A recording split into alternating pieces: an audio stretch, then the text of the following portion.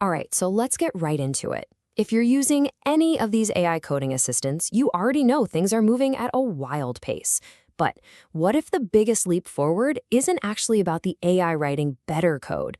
What if it's about us completely changing how we think about working with it? That's what we're digging into today. This huge paradigm shift that could unlock the real power of something like Claude code. And this quote, man, it just hits the nail on the head, right? It's a pretty bold statement. It basically says that if you're just typing prompts into Claude like it's another ChatGPT, you're missing out on like 90% of what it can do.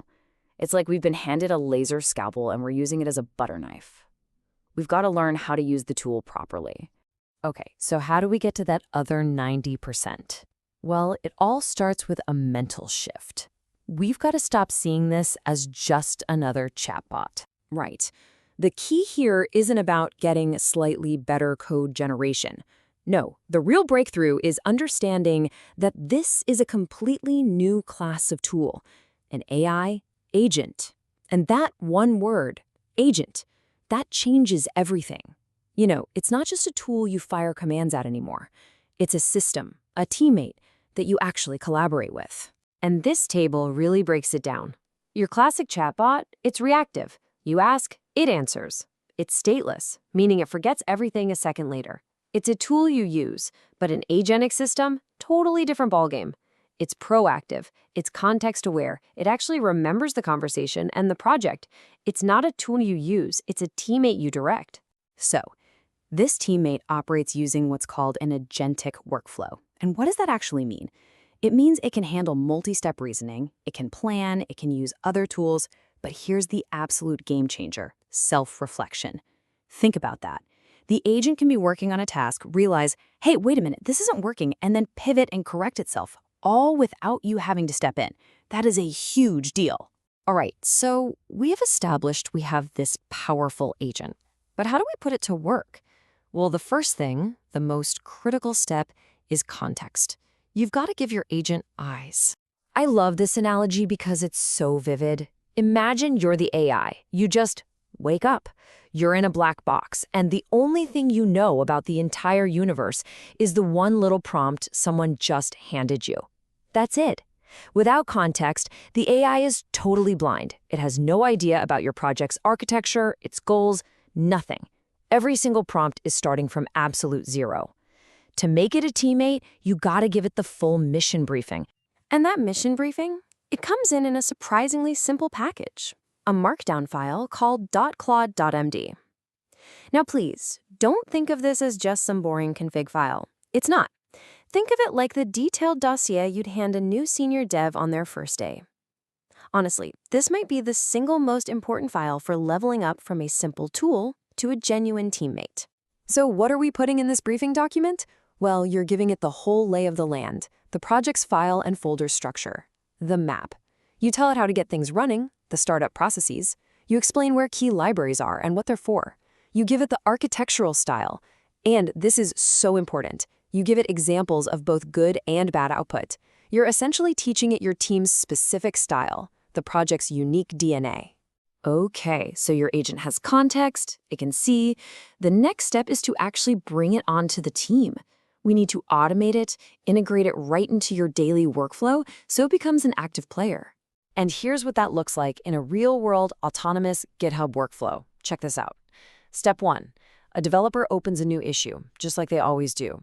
Step 2, instead of pulling the code, they just add a comment and tag @Claude. That's it. From there, Claude autonomously creates a pull request to solve the issue. And finally, the developer just reviews the completed work. The human role shifts from writing the code to directing the work and ensuring quality. You see what's happening here? This completely transforms the agent from a command line tool you have to babysit into an autonomous teammate you can just assign work to. You're delegating, not just prompting. So, now that we have this AI teammate working alongside us, we need some new rules of engagement. The old way of just writing prompts, well, that's not going to cut it anymore. And this 3-phase framework is basically your new playbook. It's super important. First is the explore phase. You have to make the agent spend time just reading and understanding the code base. No coding yet. Then, phase 2 is plan. You ask the agent to create a high-level plan before it touches a single line of code. And only when you've reviewed and approved that plan do you move to the final phase, execute. Seriously, skipping straight to execute is the #1 mistake people make. Now, here's a really interesting rule. It's called the contractor rule. What do you do if the agent gets the plan wrong? If its initial understanding is just off, the advice is don't try to correct it. Don't argue with it. You're just wasting your time. Instead, you fire the contractor. Just end the session and start over with a better, clearer briefing. It's faster and way more effective. Okay, this next one is a total power user move. It's called double escape. So imagine you've spent like 15 minutes getting the agent perfectly briefed on a super complex part of your system. That context is pure gold, right? You don't want to lose it. Double escape lets you basically fork the conversation. It saves that highly contextualized state. So you can explore one solution, and if it doesn't pan out, you can instantly jump back to that perfect starting point without rebuilding all that context. It's literally like a save point in a video game. All right, this might be my favorite trick of all. So the agent gives you a plan. How do you get real critical feedback on it? You use a little bit of psychological trickery. You say something like this. Here's why that works. LLMs are trained to be agreeable, to be helpful. So if you ask it to critique its own plan, it's going to be a little defensive. But when you frame it as, hey, my developer came up with this plan, you completely change the dynamic. Suddenly, the AI isn't defending its work. It's on your side, acting as your trusted advisor to critique this other developer's plan. You get way more honest, way more critical, and ultimately, much more useful feedback. It's brilliant. So, we've journeyed from a simple tool to a single, powerful teammate. But what's next? Where is all of this heading? Well, the future looks like it's going to be all about agent swarms.